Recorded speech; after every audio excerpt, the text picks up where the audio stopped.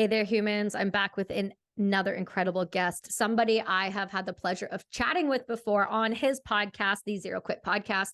But more importantly, this is somebody, I've been having this conversation lately about what you put out on social media. It matters. It matters because other people are looking at it. It matters because people are taking tips and lessons from individuals. So you have to be very careful who you allow into your sphere of influence. But what I would tell you right now is go give Brock Covington a follow. He is a positive influence for change, for fitness, for mental health, and the definition of a serial entrepreneur.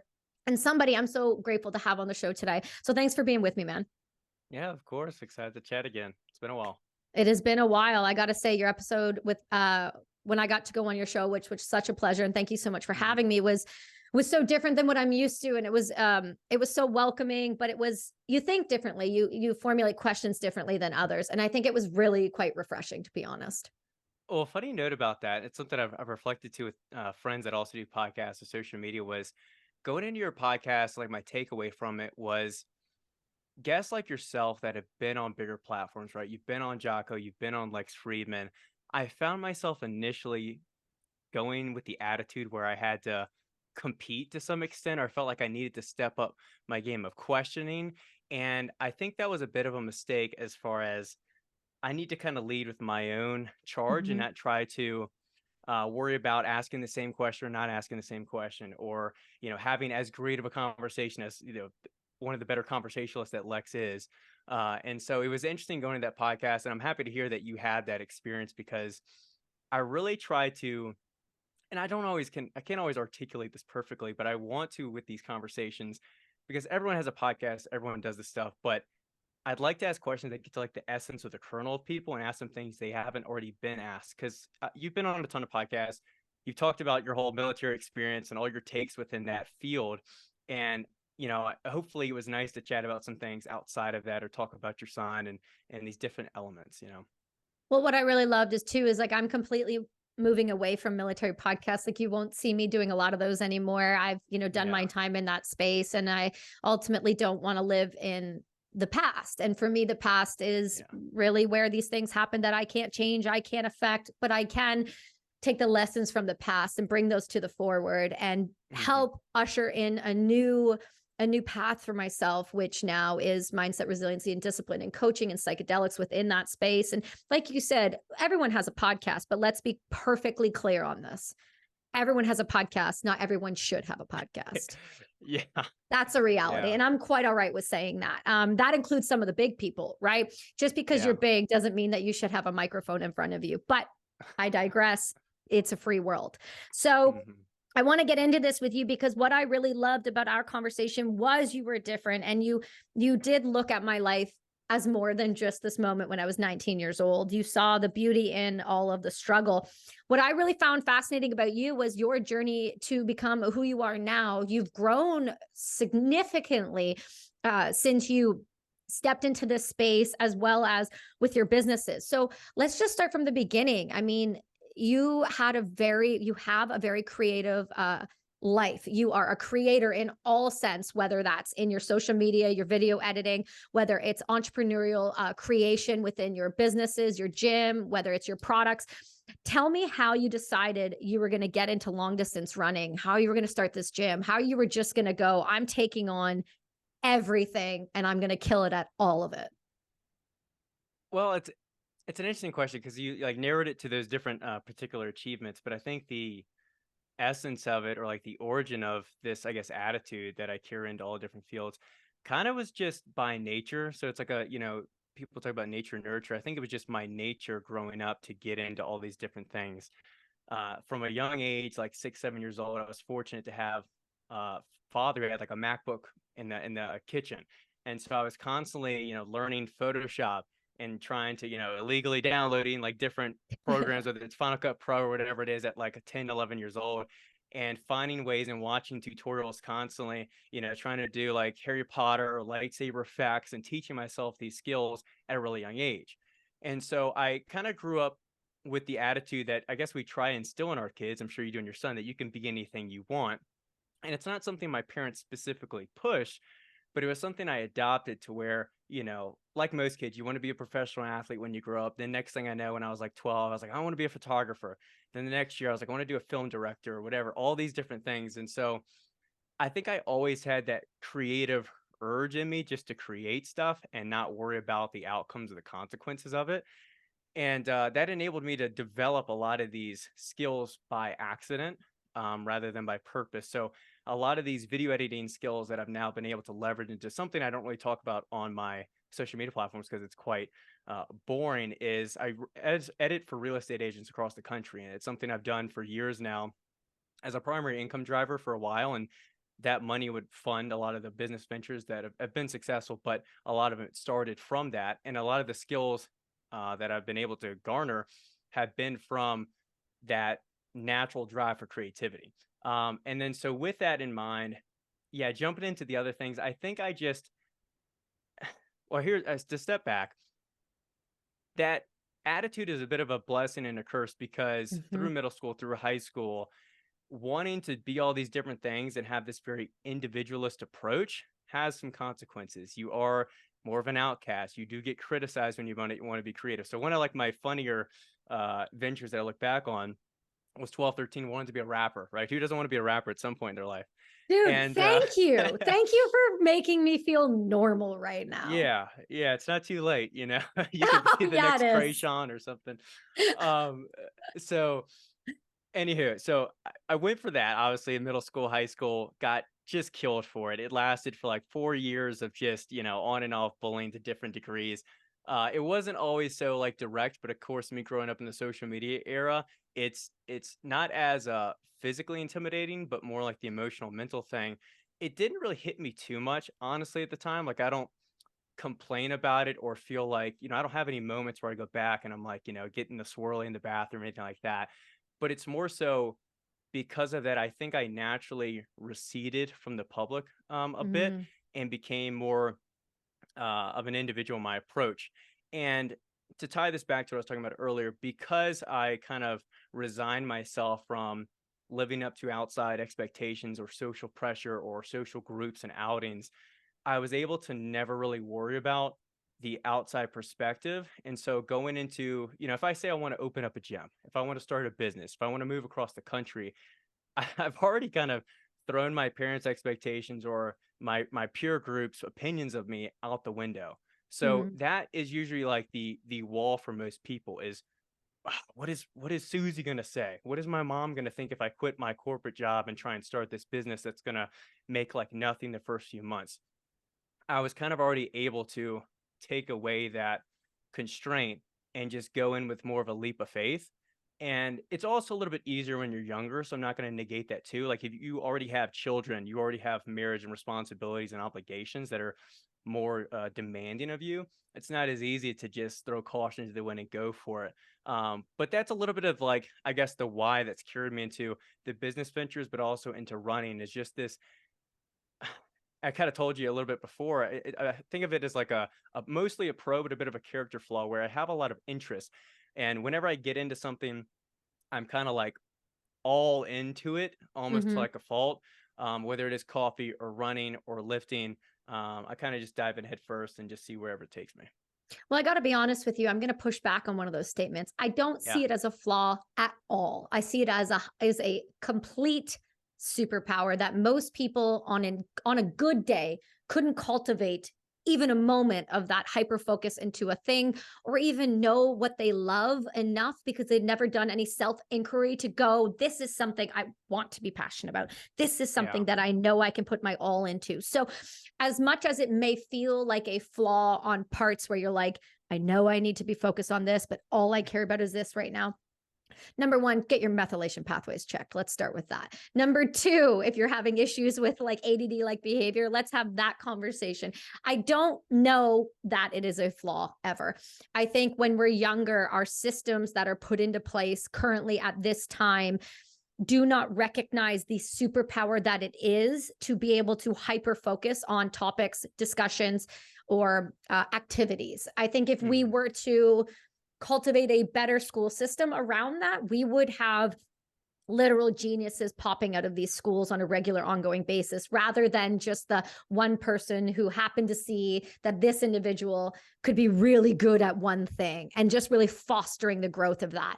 It's more often than not the high school teacher or the music teacher who was like, I see that this person is struggling here, but my God, let's put energy and thrive into that. So I'm always going to push back on that. It may feel like it is a struggle sometimes, but I promise you it is a superpower in this Well, can I world, add and a you know it. Yeah, let me add a small caveat. So I Yes. agree 100% with what you're saying. I guess to add more context to what I meant by a flaw was, especially the past few years with social media, for instance, Mm, my Instagram, I get a lot of people want to see running content, they want to see lifting content. If I start posting the philosophy I'm really into, or if I start posting coffee content, there's mhm, that conflict, right? Where it's like my of course. passions want me to be spread super thin. But Mhm, if I were to concentrate my stuff, I might have better outcomes. But what keeps me from doing that is, like you said, I'd rather just let my passion, I guess, flourish and stretch out, and mhm. it, let it lie where it may. That's why I really love your page, and I was serious at the beginning. I follow very few people for a reason, because their influence, whether I like it or not, subconsciously plays into my life because it's Mhm, stuff I'm absorbing. And that's that conversation of you are the sum of the things, you people, all of it around you. So mhm, when you are listening to social media and you're watching it, or you're just death scrolling, which I don't recommend, having individuals like yourself and their algorithm helps to pull them out of that cyclical thought pattern and shows them that you don't have to have this highly curated page. You can just show who you are in that moment. But alternatively, it also shows individuals, in my mhm. opinion, that you can be multifaceted, that you don't have to follow this linear train of what people like. Give people the opportunity to. Hey, humans, I know you've all been seeing me drink HVMN's Ketone IQ lately. This is a game changer. Jet fuel in a bottle. I use Ketone IQ for everything in my life, whether it's running, cycling, podcasting, or just the extra boost that my brain needs. I won't lie, it helps push me to the next level in all things. I love Ketone IQ and what HVMN stands for. Go grab some shots today at hvmn.com and use the code BRASS20 and save. I'm brought to you by Mindful Meds. You guys have been seeing me take Mindful Meds for a little while now. Mindful Meds is a premium supplement company dedicated to supplying humans with the tools to improve their mental health, clarity, and performance, all while supporting their growth along the way.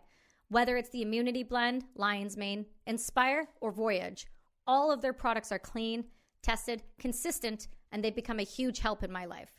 I found Mindful Meds over a year ago now, and I've never looked back. Go check out their website, mindfulmeds.io, and use the code BRASS at checkout. To grow with you. And that's what Yeah. I think is so fantastic about your page. Furthermore, your page shows a lot of the honesty in your running and in your life. There is very raw points, and that's what makes it stand out to me. Your willingness to be vulnerable in a grand scale.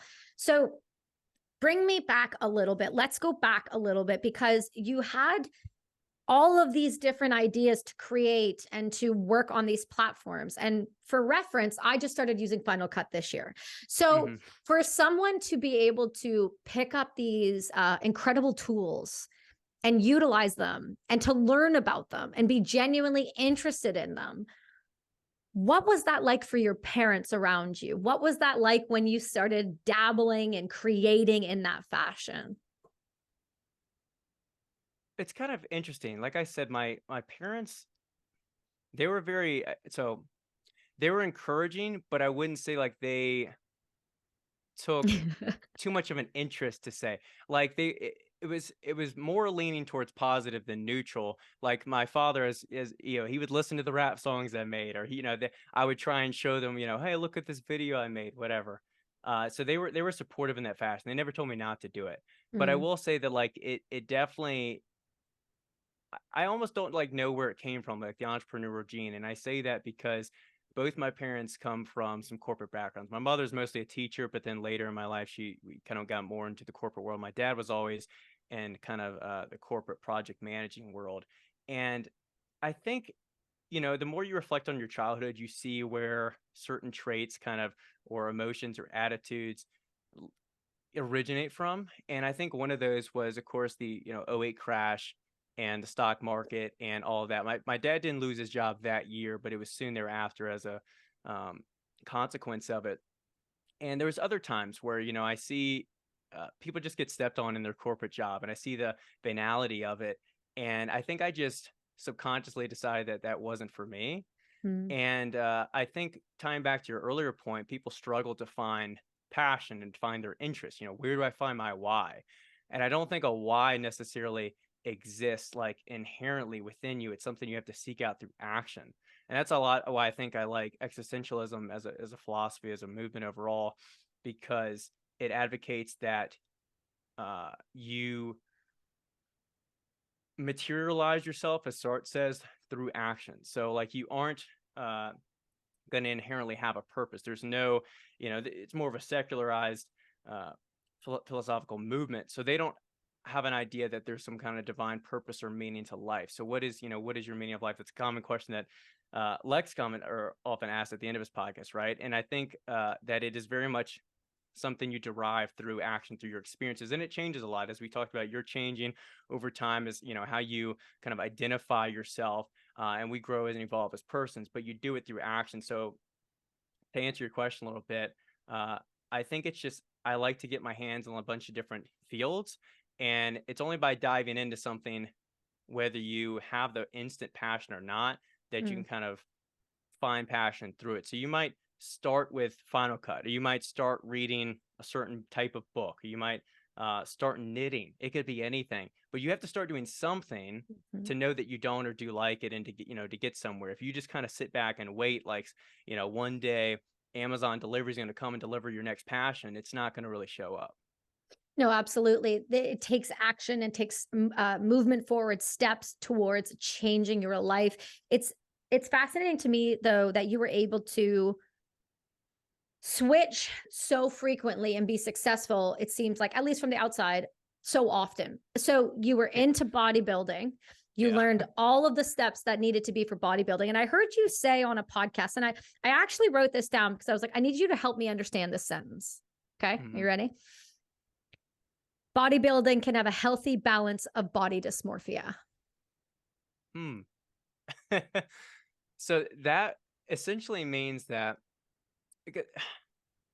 it's kind of like discipline overall, right? There's extremes to everything. So what bodybuilding does, and which you could think of it as discipline overall, as more of a broader way to approach it, but it teaches you to be, I think, healthily unhappy with your body. And it teaches you to like want to progress and to improve yourself, which is a healthy amount. It's just, as long as you have a little bit of that awareness that you're not too fixated or unhappy with yourself because you haven't reached X goal yet. It's kind of that constant pursuit. And that's something I've realized the older I've gotten, the more I've read within this field, of stop trying to seek happiness. And it kind of ties back to that thing. Stop trying to seek like the end goal, the dollar amount in your business, or X promotion, or X house, or X body, whatever it is, because once you reach that, it always gets reset. The clock keeps getting reset, and you always want the next thing, the next improvement. So it's like, if we can kind of reframe how we view any objective or any goal, whether it is our bodies or whether it is a performance goal, objective goal, and just learn to appreciate the journey, and kind of, you still need to have that end goal that you're working toward. You still need a destination in the GPS. But if you take different pit stops, you take a different route or reroute somewhere else, it's fine, as long as you're moving forward, as long as you're not stagnant and kind of waiting in life and living it passively. I think also to add on to that, I had a medicine trip recently, and this was one of the things that came forward was, you can be moving forward, but you can be moving forward nowhere fast if there is no focus. So I think that's something people miss when they are putting a target or a goal. It's about the time and how you use it, because you can very quickly get on social media and be posting all day and doing these things, but you can be going nowhere fast if you are not putting concrete steps. And I know you're smirking because you see it. We've seen it.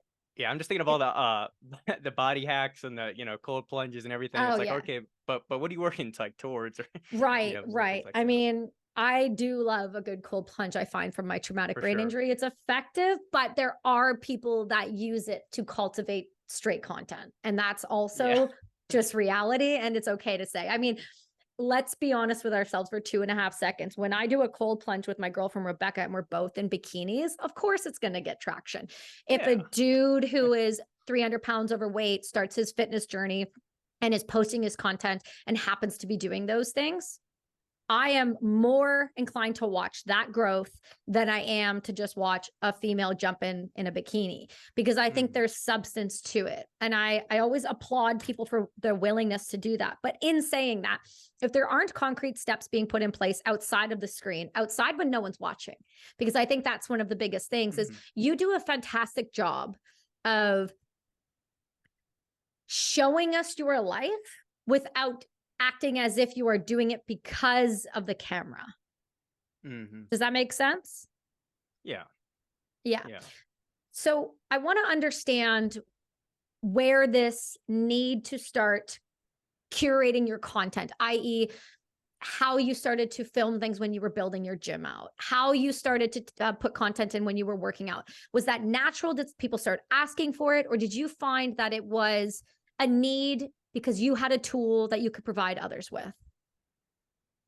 I think part of it was natural because I did have video experience as an editor, as a videographer. And so it was like, okay, I already have the equipment. I like filming stuff for anyway. So again, there's that passion to want to film stuff.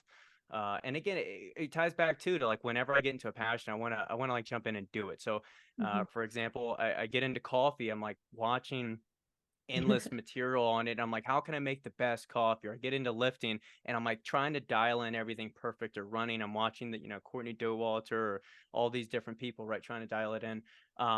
So with that said, it was kind of natural. And I guess I don't put too much focus or stress into filming the content. A lot of it is like you said, I try and just capture the moments of what I'm already doing. I think the Mhm. better social media content that I put out is stuff I'm already doing, whether it is the workouts or whether it is actual tips or advice that I've had through experience, rather than me trying to kind of curate a quick 15-second script.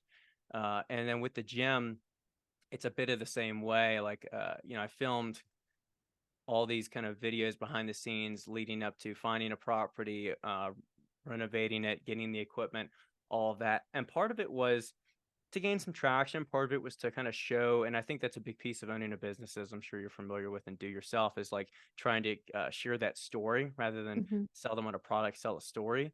And also a lot of it's just great to look back on. Like Of after course. a year and a half since selling the gym, uh, looking back on those videos and those fun times with friends, and in such a novice state of life for me, it's just funny, like looking back and sharing those times. So it's a little bit of that, Talk to me why you dropped out of college. yeah. But the better question probably, I don't even know why I went into it in the first place, because it's I didn't want to go there, but I'm well, going to let you. college is a funny thing. Mhm.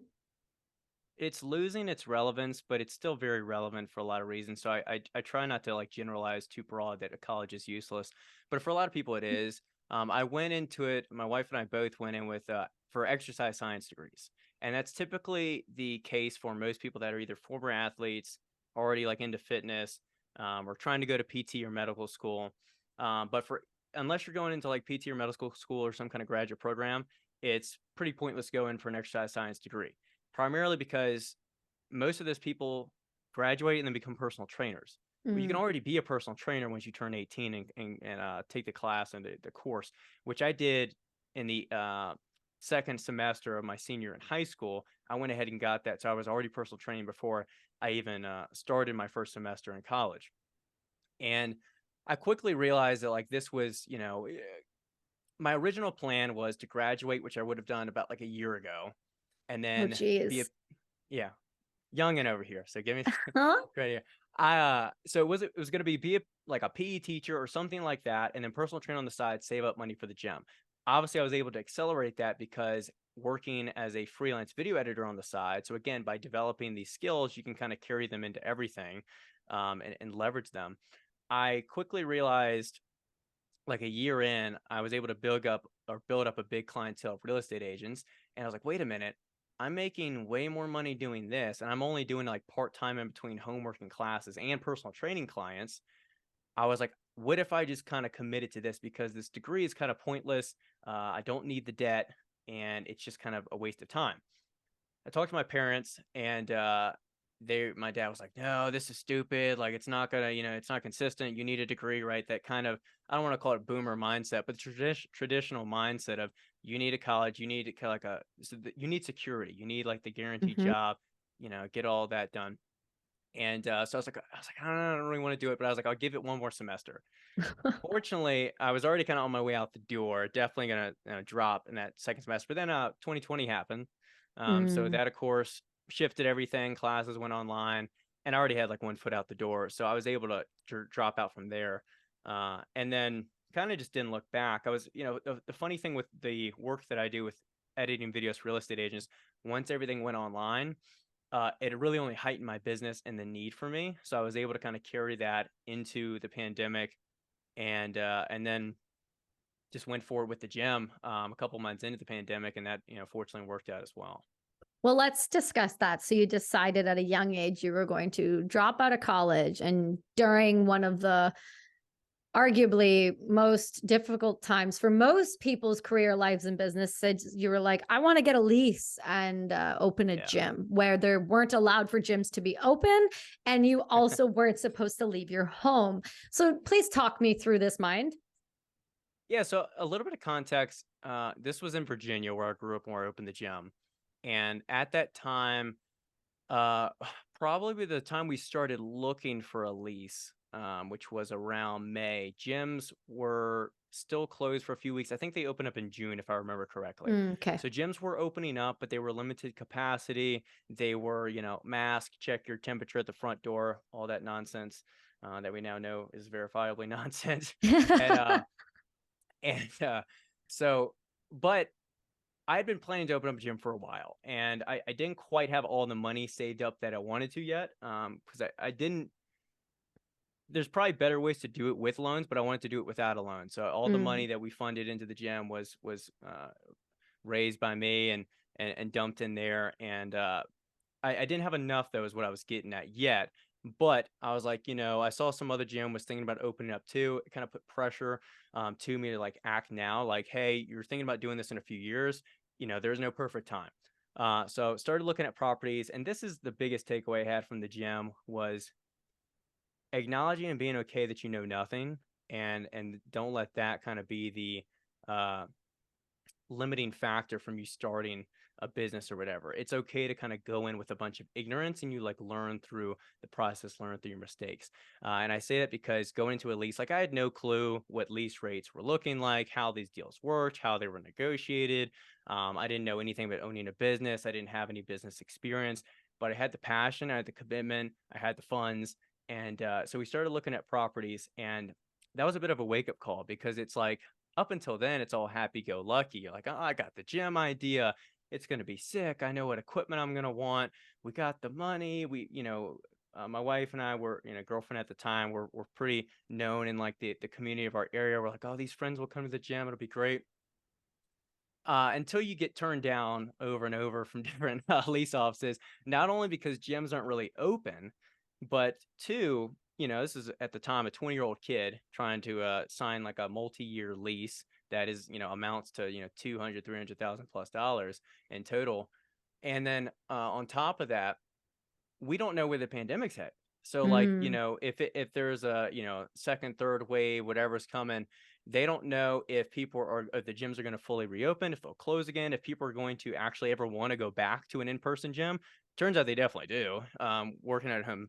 Although I work at home, but I have nice equipment in my garage gym. For the most part, people want to go to an actual space, right? And if they don't yeah. have a garage gym, they want to go to a space. So, but there was a lot of uncertainty at that time, and as you know, it's quoted quite often. It was an unprecedented time, and so constantly turned down. I just remember too, because everything just seemed like it was you're following the yellow brick road, everything's going well, and I just remember getting a text or call that so and so property decided to not go through with our offer, and it was like the first time I was like, oh, like wait a minute, it's not that easy, and Mm, then so months went on, and we kind of made the mistake too of going out and getting some equipment first off, Mm. because we thought we were going to get that property. So again, blind ignorance, and naivety there. So we ended up storing some equipment. We had a little bit of it, and then still looking for a property. Eventually found a property that was willing to take a chance on us, and kind of just ran from it from there. That's fantastic though, because you illustrate what it means to take the chance, to start, to take the risk. And I Hmm. think that's something that is missing through education. And when you talk about, yeah, I'm trying not to like blanket over college, but I will. So unless you want to be a doctor or a surgeon or a Hmm. lawyer, honest to God, I mean, most of these things, unless it is, you know, human based where you have to have years and years of technical skill to cut a body open. I think most can be learned nowadays in complete other environments. Further to that, I believe that when you do it the way you've done it, you get more lessons. Yes, they may Hmm. hurt and they may be more financially stressful, but Yeah. I believe those are the ones you remember and you never make those mistakes again.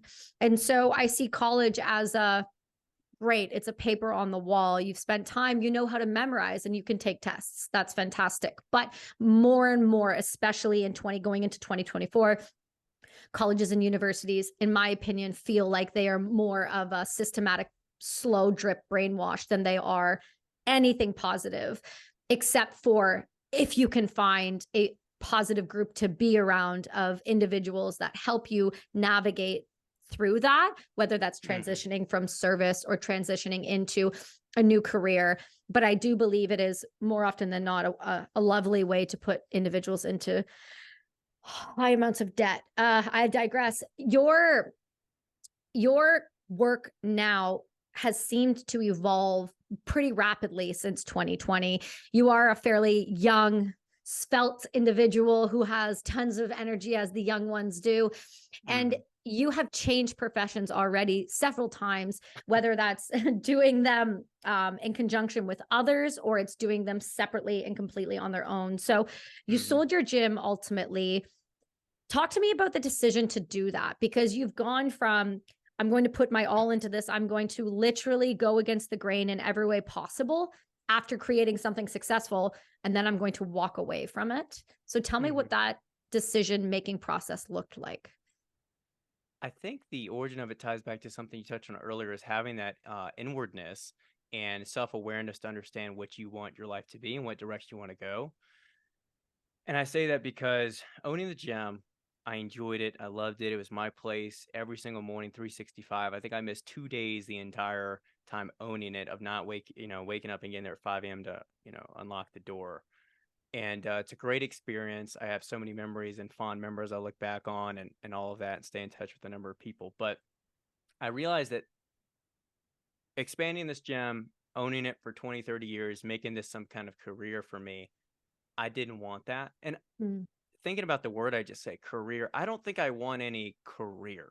I don't mm, want anything that's going to be like permanent or decades on end. I think it's incredibly respectful when I hear somebody say, "Oh, I've worked at, this mechanic shop for 20 years," or I mhm, was on the force for 30 years." That's incredibly honorable thing to do. But for me, my personality, what I want for my life, I don't want to do any one thing, I think, forever. I think it's just my nature. So with that in mind, I was reflecting on this, and I realized I don't want to open up multiple iron built gyms. I don't want to expand this gym, and because it was already taking a lot of my time. I was there every day. We had the funds and the income to hire people, but and this was a big lesson learned through the gym, was probably the biggest one, is learning to delegate mm, tasks so that you're not taking on everything. Uh, and so with that said, I was like, okay, I love my life. I love the gym here, but I don't want this to be permanent. And also the con of owning a physical business is, you can't really go anywhere. mhm, So I decided we want to sell. And my wife and I were like, hey, we want to go west. We've been born and raised in Richmond, Virginia our whole life. We want to see some mountains. We had like went and checked out Colorado in January at the time. This was, in June we sold, and we like loved it, fell in love. We're like, this has got to be it. And especially with me getting more into trail running, I was like, that's where the trails are at, right? And so we actually had a house contract signed for a new build in like I think March or May, maybe February. And at the time, we planned to manage the gym from afar. Over the past year before selling, we had already set up a lot of things to be automated, which helped me out a lot as far as 24/7 access. So the gym was, basically key card access. So we could kind of reduce the staffed hours, but still allow a lot of access to members. We had automated point of sale service. So, we had essentially it was an honor system that worked, I'd say like 98% of the time. Cause again, when you have a small community, especially in like a pretty blue collar area where we own the gym, people are more trustworthy with that. And so we had the point of sale setup that was automated. People could kind of order, energy drink, protein shake, whatever at the front through an app. And then eventually, like months before then, we also had it set up where memberships and guest passes and all that could be sold online. So you could literally roll up to the gym, buy it on your, phone within like 5-10 minutes, and then scan it at the front and get in. So I was able to kind of automate a lot of things, and it gave me the confidence to say, hey, we can manage this from afar. I'll hire kind of like someone to be like a go-to manager that doesn't have like, let's say, a big salary or super staffed hours, but it's there in case things go wrong, because things, of course, go wrong. Whether it's like a big windstorm and the door literally flew off the front of the building, Oh my or God. and we had to get it like fixed in the rain, or people put holes in the wall and then you fix it, and the next week someone also puts another hole in the wall in the same spot. Things happen at owning a gym. um, Hmm. and so I had the kind of blind confidence to say, oh, we'll manage it from afar. Looking back, I don't think that would have worked out really well. Could I have made it work? Sure, but it would have been a big problem. Fortunately, and this is again kind of, I guess, the workings of the universe. Mercury's in retrograde. We met a guy that was going to be hosting a powerlifting meet in that the coming fall at our gym, and he owns a gym up in Northern Virginia, a little bit of a wealthier area, bigger gym that's been around for almost a decade, or about a decade at the time. And he heard we were moving. He's like, oh, like, what are you gonna do at the gym? And I was like, well, we're gonna manage it from afar. And he was like, have you ever thought about selling it? And one thing led to another, further conversations. Within like 2 months, we had sold it. Like quickly, figuring out logistics. And that's another, again, example of, we never sold a business before. I don't know what that looks like. I don't know if I'm gonna get screwed over. Like, there's a lot of trust going on there. And we have to work on a fast timeline because we're moving in 2 months. Like everything, we're moving, and not just a state over, half the country over. And but at the same time, he had never bought a business before. And at some point, with a lot of things, you have to take a leap of faith and trust that things will work out. And if they don't, as you said, as hiccups happen, whether they're financial or emotional, whatever, you work through them and address it. So that was kind of like, I guess, a brief kind of walkthrough of why I sold the gym and how that kind of worked out. No, I ask because there's so many lessons in that entrepreneurial journey that you just spoke about that so many people don't look at when they're going down that path. So when they're listening to this, highlighting the points of the things you did right, highlighting the points of the things you did wrong, and what you really did learn about that, whether it was from leadership or delegation or things like that, it matters. And you wouldn't have learned that if you stayed in college. And so Yeah. it's about taking that calculated risk. And that's what's Hmm. interesting to me, because you've continued to take calculated risks all throughout your life. Talk to me about how you went from lifting heavyweight to becoming a trail runner.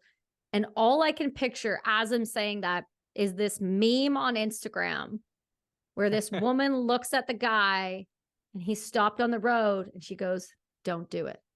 And he looks at her and goes, "But I heard you can run slower and they don't make fun of you." Oh, yeah, You know exactly. which one I'm talking Yeah. about? And then he takes Yeah. off and was never seen running on the road again. So talk to me about that journey, because running is, I mean, if you're a big weightlifter, I know some dudes, they Yeah. cannot run efficiently or effectively at all. Hmm. Mhm. Yeah. So it's very true. And I was that way, and to some extent still am. So quick note on like trail running versus road running. Trail running is just way more fun. You get to see the Mhm. mountains, you get to explore the, sometimes private lands that you can't even publicly access or usually access outside of a race. So it's just incredibly fun. It's a lot more laid back. It's charismatic. People are goofy. They're eating tacos at aid stations and drinking a beer at the finish line. It's a better experience. It's a better crew and community, in my opinion, than road racing, which is so time focused. For example, you run a marathon. Sometimes people get like, "Oh, what time did you run it in?" You run a 50-mile, 100-mile race. People are like, "Oh, like sick. Like, what'd you see out there? What was that like? What was, how's the buckle? Like, they Glad don't you ask." didn't die. How about that? Exactly.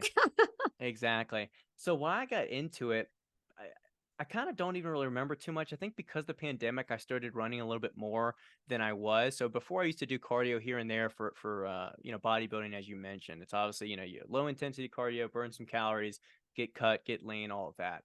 Uh, and then heading into the pandemic, I should say, started to run a little bit more because gyms were closed. And it was something I could do, and was like, oh, like, there's something to this. And I started to see some other like big lifters that were also running, specifically like Nick Bear, and there's some other athletes that I'm like, oh, like, you don't turn into a twig. Like, you can actually like look jacked and do this. But I still had the attitude of, maybe I'll run a marathon, and eventually, accomplished that. And then I was like, this ultra stuff seems pretty interesting. Maybe I'll do that, but I'll never do like 100 miles.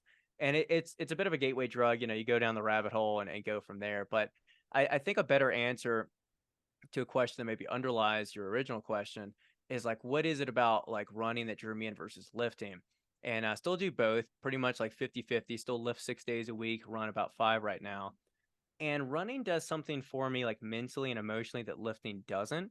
Hmm. So, and I was talking to one guy months ago that we met up and ran, and he didn't share the same sentiment. But for me, lifting is the perfect opportunity to get out anger, to get out those kind of, to be frank, like fuck you vibes. And Hmm. because you can just lift something heavy, you can think about a heartbreak or someone who overlooked you or someone slight you, and just, take it out on a 500-pound deadlift and be like, F you. And it's a perfect way to release a lot of energy and endorphins. Running is a much more solitary pursuit, at least for most people. And for me, I like running in groups. I like meeting people through running. But for me, it's very much emotionally settling activity where I'm Mm. able to be completely by myself for hours, constantly moving one foot in front of the other. It's a very monotonous activity. And then I'm stuck in my own head. I often like to run without headphones, stuck in my own head, out in nature. And I don't think you can get in touch with yourself much better than that through running. And also with ultra specifically, you know, it's cliche to say, you find your demons out there and you run into the pain Hmm. cave, but you really do. You really do. When you get out there, you find out what you're made of, and through these tough 40-mile, 50-mile, 100-mile adventures, you walk out of there with a different perspective on yourself and understanding your capabilities to a different extent. There has never been a time in my life where I have done a long, extensive run or road bike race where those demons have not shown up in full force, and you get the Mhm. opportunity. And that's the other thing that I love is you create the opportunity for adversity. You Yeah. create the opportunity to decide who you want to be when that adversity shows up. When you're saying long distance running, I have a couple questions on that because I was speaking with a few individuals about you coming on the show. And these people are people who just are starting to run, who are starting to get that bug. What would your recommendations be for those who are starting from a 5K to a 10K to a half marathon to a marathon? Whether that's mindset, whether that's your physical training, or whether that's food related. What are the top things you've learned when you started this journey that others can learn, maybe not the hard way from? As far as the mindset, I was racking my brain as you were speaking about, like what should I say about that? Honestly, I think I would throw why out the window. Like, why do you want to run a certain distance, or why should you run a certain distance? I wouldn't worry about it. I would just sign up for something that scares you, that's hard, and figure it out and just hold yourself accountable to it. And that's usually what it comes down to. And then for training and like nutrition, training overall, I just say start slow, especially if you aren't running often, if you never really ran anything past like 6, 10, 12 miles, whatever. Start slow. build up from there. I think it's quite redundant, but it's very true and simple. And there's other people that make, great content that could walk through that further. And then as far as the nutrition thing, specifically for ultra running, uh, that's where things really matter, because in a road race as well, I kind of talked about people eating tacos at aid stations and all that. There's a lot more food and calories that need to go in your body when you're running for 6, 10, 14, 24 hours. So when it comes to like road racing or short distances, you might just be focused on gels. You might not need any food at all for like a 10K. But for ultra running, you really want to find what digests well. And this kind of goes for just daily life in general. Find what digests well, find what you like, find what's convenient. Like for the longest time, I really only liked liquid calories. So I would use something like Tailwind, and I would use some gels. But the past year or so, especially working towards a 100-mile race, I'm like, I need to get used to putting solid foods in my body during a race. And so I've mixed in some different stuff, whether it's fig bar, ramen noodles at an aid station, or some peanut butter, whatever it is. But really just kind of experimenting, finding what works for you is what I'd say. But yeah, it's a fun journey. What is it about long distance running that makes you want to keep pursuing longer distances? It's kind of, I was reflecting on this too, because like I said, I have a 100-mile race, my first 100 coming up in June. And it's something I've wanted to do for a while. And then I kind of think about it. I'm like, why am I doing the 100 race? Because I'm not going to be close to winning it. And then after it, I don't really have plans for any other 100. Of course, you don't know until after you do it. Mm-hmm. Uh, but I think it's more so wanting to hold myself accountable to having in the past said I'm going to do a 100-mile race. And it's Mm-hmm. a beautiful kind of perfect number, right? 100 miles, for us American folks that use the, imperial system. The only Uh, people the who only people, I use. should say. Yeah. Mm-hmm. Yeah. So so yeah, so thinking about miles, 100 miles sounds better than 100 kilometers. Here we um go. and so it's that, and it's also just seeing what I'm capable of. So I recently crewed my friend who had never ran anything more than a marathon. I crewed him at Leadville this past June or August. And seeing the ups and downs, the swings, the emotions, the euphoria of that adventure, truly, for not just him but the crew, staying up all night pacing him. I did like from I think 10 p.m. to like 2 a.m. in the morning, and sharing those miles. I was like, I definitely want to be a part of that. And it was like a week after that I signed up for my 100. I was like, I don't need to keep pushing this off, like do it now. uh and as we both talked about, and I'm sure you experience with cycling, it's like the demons you get to talk to, and the experiences you have, and the confidence you gain from overcoming, it's irreplaceable. It's like I'm constantly just searching for ways that I can uh manufacture that artificial adversity that you were kind of talking about, like creating these adverse or uncomfortable positions, putting yourself in those artificially, so that when real life happens, when someone does turn you down for a lease, or you do make a big, financial blunder with your business, you go, okay, well, what's next? You adapt, you evolve. You don't kind of, get into a fetal position and kind of give up, because hey, I've done way harder shit before. This is just another, bump in the road.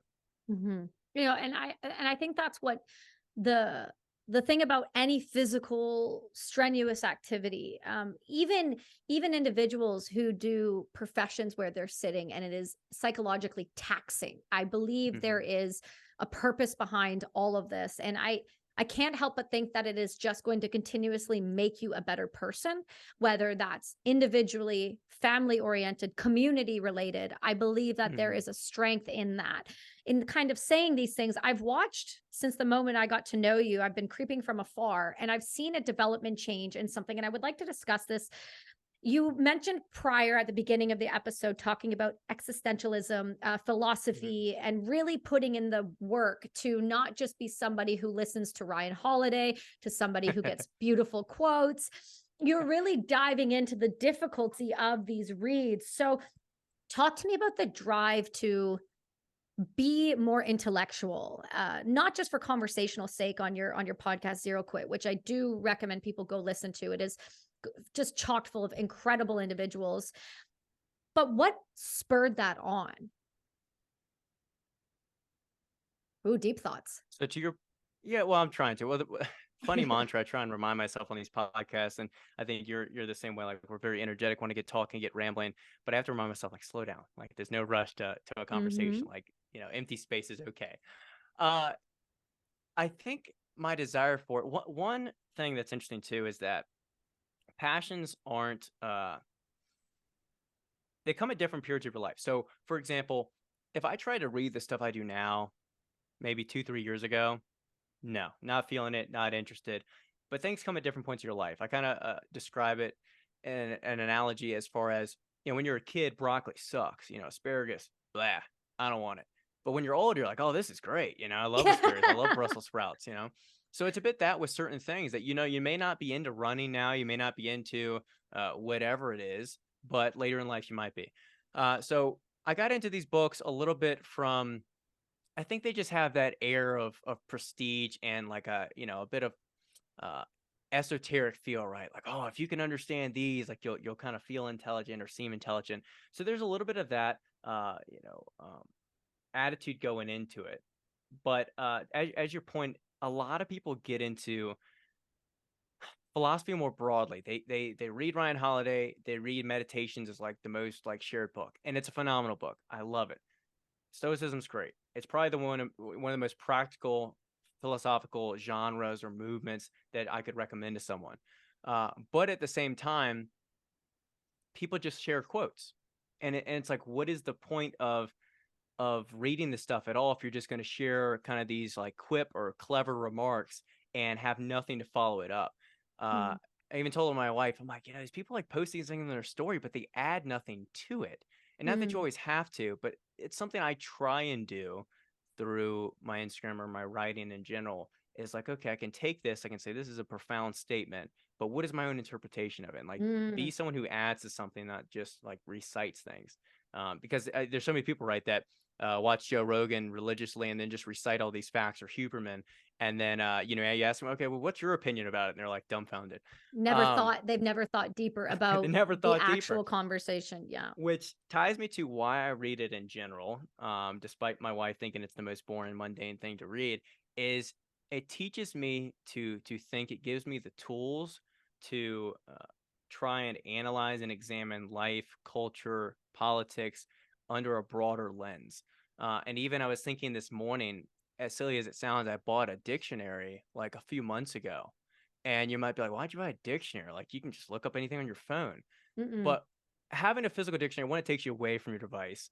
But two, I've had this obsession lately with really broadening my vocabulary and being more well spoken and well thought out, primarily because the more you think about it, language is how we communicate to others, how we understand others. And if Mhm. we're constrained to only 300 words or 1,000 words, well, we've kind of censored ourselves, is the way I'd like Mhm. to put it, because we aren't able to articulate our ideas as clearly. We aren't able to understand others as well. And so by reading this material or reading or expanding your vocabulary, I'm able to kind of look at the world and connect with others on a deeper level, speak about things that are more profound and get more to the crux of things rather than staying so kind of surface level. So deeper than a cookie sheet. So then let me ask you Yeah. this. This is you might not have the answer to this, so just bear with me, but this just Okay. spurred that thought. So if you are taking and being intentional about expansion of your vocabulary, in the grand scheme of things, do you believe that a lot of the problems in the world could be solved with an expansion and hyper focus on vocabulary rather than leaving school systems the way they are now, where there's very minimal interaction with the expansion? I know that's like a No, no, that's a good question. I have an instant answer. I think the problem is dogmatism. I think the problem is Ooh. a belief in it's not that truth doesn't exist, but that truth is so simple and obvious that it's not Mm. incredibly complex. So, not to even get political, but it's like with the whole Israel Palestine thing, right? But you Yeah. could apply this to any kind of social justice issue, whatever. Where if we're only seeing it from one side of the fence and we believe that there's this clear right and wrong, there's the good guys and then there's the bad guys. Well, it's very deceptive in like a murky way to view the world, and it's just inaccurate. when Mhm. in reality, things are very incredibly complex. Every issue, every person, solution are very complex. And when we kind of reduce them down to just these uh, simple notions or these ideas or like, oh, this happened only because blank. It's like, well, how about you consider their perspective, what's happened from their, point of view, what knowledge they may be or what perspective they may be lacking that's leading them to think this way.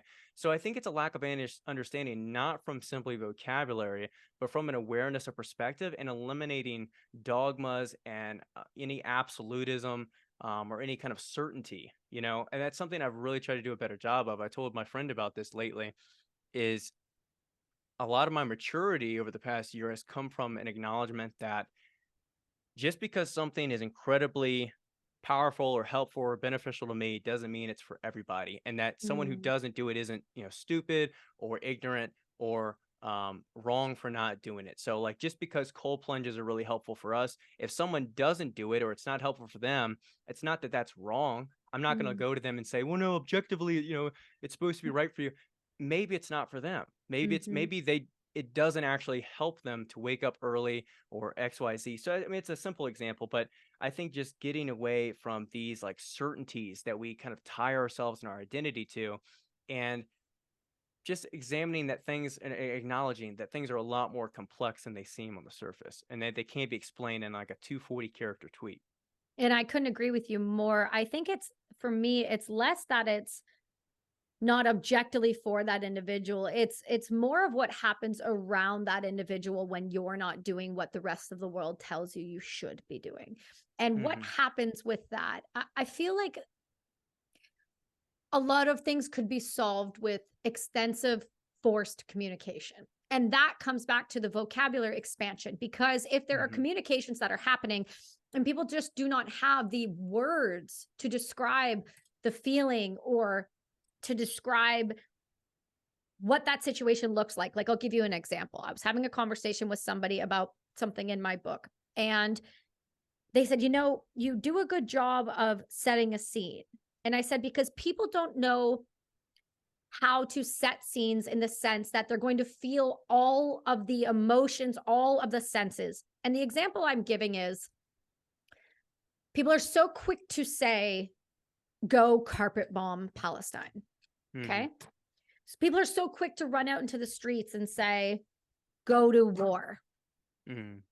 How many of those people truly understand what go to war looks like, smells like, walks like, talks like, and feels like? Hmm. None of them. They don't understand what they are asking. They do not understand what they are asking another human being to go and do, regardless of a belief or not.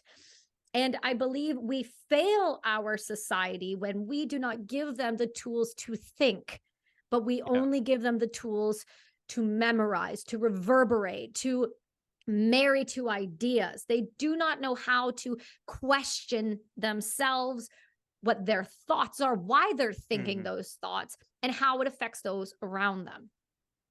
To add to that, it's not just a lack of the tools and advocation, um, but it's a lot easier and takes a lot less effort to just Mm, adopt an opinion. So if mm, something happens, it's easier for me to go, okay, there's this, attack on October 7th. Let me go see what Tucker Carlson's saying, or let me go see what CNN tells me to believe. It's a lot easier because to go down the rabbit hole of the complexity, mm. to do all the research to understand centuries or millennia of conflict within the Middle East, that's a lot of work, and I'd rather just retweet something so people know that I'm, righteous, and that I'm Yeah, pious. I'd it's truly rather just tragic. It- yeah, it's brutal, and also to add to your note about the vocabulary thing, it's you see it that even the words that people do think they know, they don't know the Ah, definition to. So they call whoever a fascist. You say, okay, well, what's fascism? They're just they're a bad person. Okay, what have they done that's bad? They have nothing to say because they haven't thought it through. They were so quick to reverberate. It's like individuals who preach from the river to the sea. They don't know Yeah, which yeah. river and they don't Let's know see. which sea.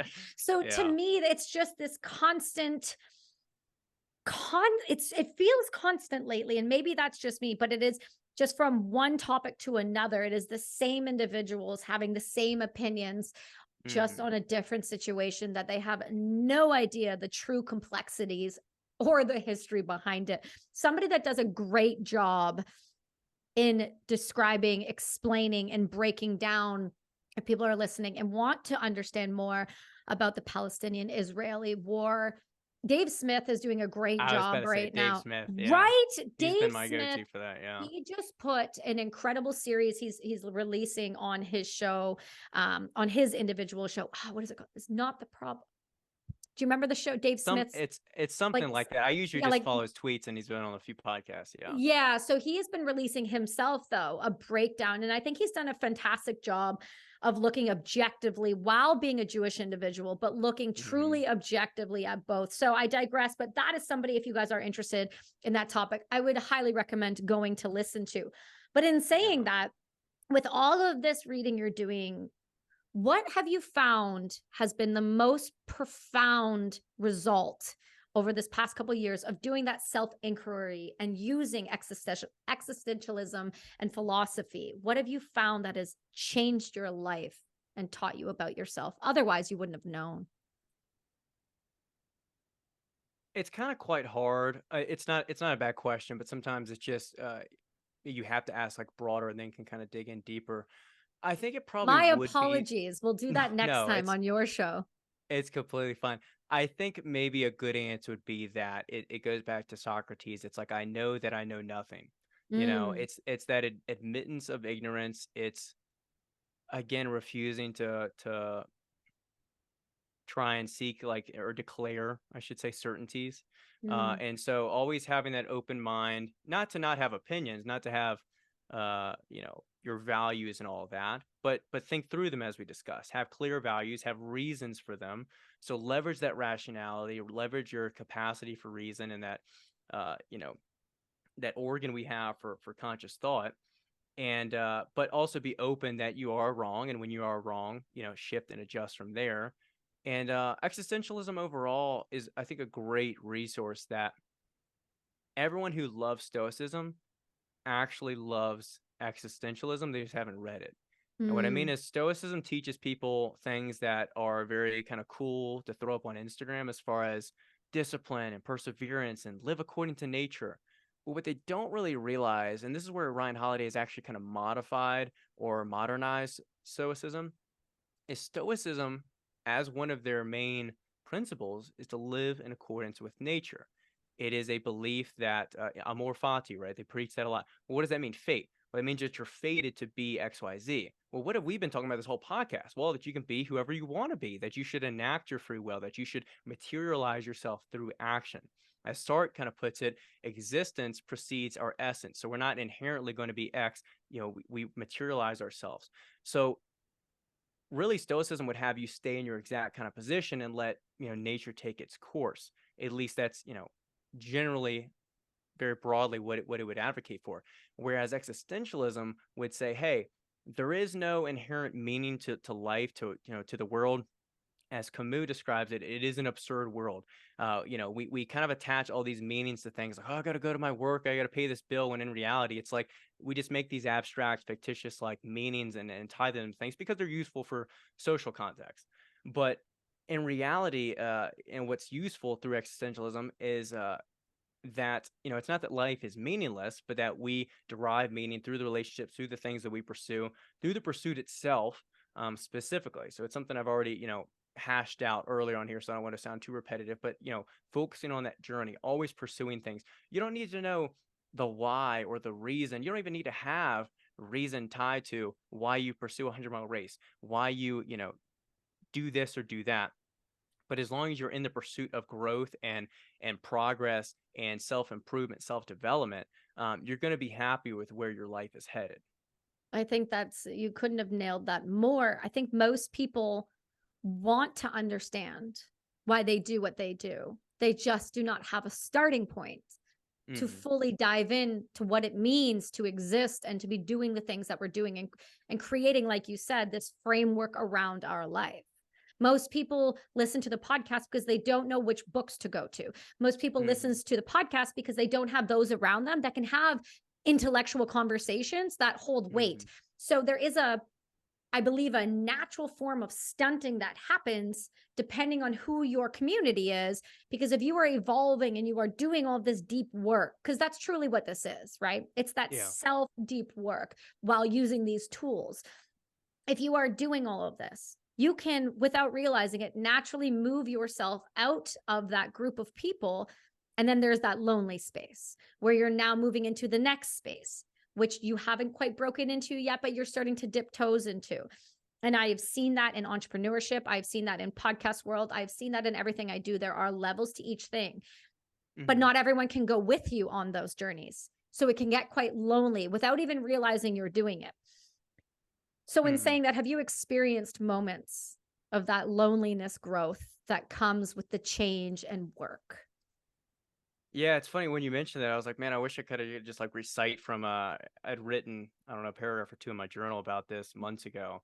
Was that it is very lonely because not just okay, like, the more money you make or whatever, the more, skills you have, whatever, there's gonna be less people that maybe like relate or associate. But really, if other people don't think as deep, like you said, if you don't have people that you can have these deeper conversations with that are interested in engaging with these conversations, Mm-hmm. it is quite a lonely place. But I think you have to, and this is important for everyone, you need to learn to make friends with yourself. You need to Mm. be comfortable being in solitude.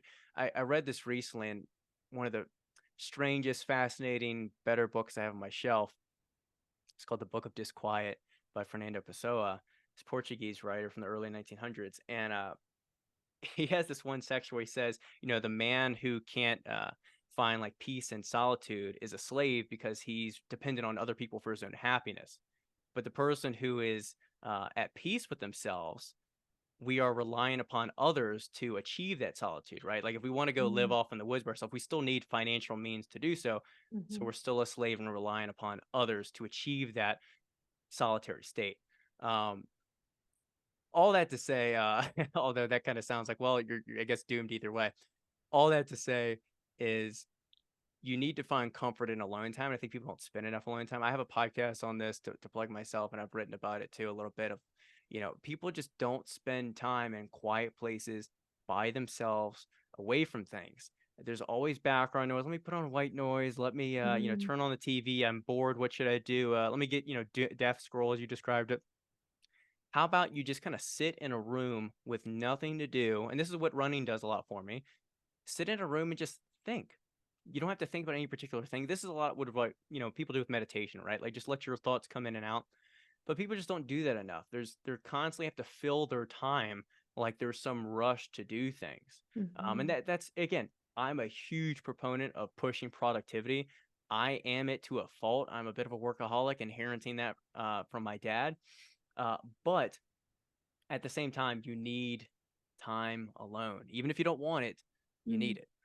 Yeah, no, I could not agree with you more. I think time alone is so precious. And when you have so little of it, you're forced Hmm. to create it. And once you get comfortable in that space, you crave it, just like you crave intellectually full, deep conversations. Once you start having them, they enrich your life and your soul in ways that most people could not fathom. They just get Hmm. intimidated by the words or the sentence or the recall, and it pushes them away from understanding themselves. Oh, Hmm. I don't know if I can go that deep. You can and you should. And when you do, you will only crave those conversations. I can imagine for you, how's the weather? Hurts a little. Oh yeah. I have Yeah. a I have a big problem with small talk, and it's not Mm-hmm. again from a place of like greater than thou, but I just feel like the conversations are empty, and Mm. the I think I'm too. I had a problem with this in middle school, high school too. Like it's not that I look to everyone as a means. It's not that I Mm. look at what can this person do for me? Are they useful to like whatever I'm achieving? Sometimes I think you do need to look at people like that. Uh, but it's kind of like I'm gonna go to this party, go to this Friendsgiving. It could be go to meet someone new at whatever. And it's like, yeah, if all of our conversation centers around, oh, how are you doing? Good, good. How are you? Good, good. How are the kids? How's work? Living the dream. It's there's nothing of substance. There's nothing Right. that we're really getting to. And so I walk away with, okay, that happened. I don't want to live a life of things that happened. I want to like live a life full of like valued experiences and like memorable moments. And you're never gonna go and like, I remember that small talk conversation I had with, Mhm. Joe at the coffee shop, And it's not that every conversation can be, some deep philosophical conversation. It's not, it shouldn't be. But like you said, the more you can find people and individuals and circles that you can, fulfill your soul in a deeper way, Mhm. it is very enriching to your life. No, 1,000%. So my last question for you, my friend, is what are you currently reading right now, and how do you feel it is affecting your thought process, the way that you view the world? Caught me at a good time. I'm actually finishing two today. So I Okay. just finished the Book of Disquiet, which I told you. I actually took a Okay. break from it. It's a very strange book. It's like a lot of, it's more like a bunch of diary entries or kind of like, not rhythmic, but poems. Uh, I could ramble too much about it. I won't waste time on it, but it's a very fascinating, interesting book, especially for those of you that are very introverted or interested in solitude or the idea of like, it goes deeper than this, but I'll just say is like being a dreamer and dreaming in general. The other book I'm finishing is, I think it's like my third or fourth Dostoevsky novel out of the year. It's Crime and Punishment. Obviously a popular book. People have probably heard it or read it. Really enjoyed it. I got like 40 pages left of that. But actually, a very timely book that I started this morning was what is it called? Eichmann on trial, or no, Eichmann in Jerusalem. I think the subtitle's A Report on the Banality of Evil. It's by Hannah Arendt. Mm. She's actually she was a German Jew, fled in 33, came to the U.S. I believe in 42. But she's covering. If you don't know Adolf Eichmann, he was part of the whole Nazi Yep. regime, and he was on trial in Israel in 62. And she takes an interesting approach. She got a lot of slack for it, but I haven't really read it enough to really give a full take. But I think it's very timely because Mm. just reading some of the like introduction to the work, I was like, oh man, like talk about like Dave Smith covering a lot of the history of it. She has some criticism of Zionism, and she has a Mm. criticism of, hey, the Holocaust is an absolutely horrific atrocity of human history, but the consequences of that and trying to make a show out of this trial in 62 led Mm. to Israel claiming a lot more land, occupying the country and Mm. pushing Palestinians out who had nothing to do with the Holocaust. Right. So it's like punishing the Palestinians. So I'm very eager to read this book and again broaden my perspective, not come to any definites or conclusions, but say, okay, like this is an interesting, uh, you know, material to read here. Uh, and then I think I'm gonna pick up another Dostoevsky novel. I'm really into like Russian literature is very fascinating to me because of the material it kind of covers, specifically with like, why do we suffer, but more so like why do we find pleasure in suffering? Why do we act Mm. irrationally? And the character development's pretty phenomenal. The last 100 pages of every like Dostoevsky book seems to be like a thrill. So that's currently what I'm reading, and I hopefully I somewhat answered like what I hope to get out of it. But No, that's what it's about. absolutely. And I think not only that is you gave incredible examples of why you should be reading books like this, whether it's Uh, perspective shifting, internal work, solitude and comfort within self. I think that's great. But moreover, I can tell you right now, I would love to have you back on at the beginning of next year as you were closing out 2023 with the Brass and Unity podcast. And I knew I left a banger for a reason. There is something awesome about you, my friend, that is different than any other person. You are young and hungry and willing. And I think that's what sets you apart. And I only see absolutely ginormous things coming for you in every aspect of your life because of this. The fact that you are as self aware as you are at the age that you are is profound. And I hope that people take a lot of lessons from this because I know I sure did. And if you are looking to follow Brock, you are looking to listen to the Zero Quit podcast, as well as the Go Switchback brand that you have that we didn't get a chance to talk about, but I would love to highlight in the bio to make sure people know where to go and find that. mhm. Where can people support you, listen to your show, and just frankly learn something different finally from another podcast that is worth listening to? Yeah, so where you can find me is on Instagram at Brock Covington, exactly how it sounds, no dots or nothing like that. That's where I post pretty regularly on there. The podcast, like you mentioned, Zero Quit Podcast on all platforms: YouTube, Apple, Spotify, all that. I try and really mix up the guests primarily because, like I said, my interests are so diverse. So I have, talks from specialty coffee to a philosophy conversation to plenty of ultra runners, to wonderful people like yourself, veteran and business owner and all that. So a lot of entrepreneurs on the podcast as well. And then you mentioned the brand. So Switchback is running, or really community brand overall, that me and my buddy Jeremy started only like 4 months ago. And it's been great to have that support. And primarily what we do with the brand right now is we have an electrolyte product, and we have 2 different flavors of that. So you can check that out, and also some running gear as well, hat, hoodie, shirt, whatever. But you can find that, as you mentioned, at on Instagram, it's at go.switchback. And then on website, domain wise, it is goswitchback.co.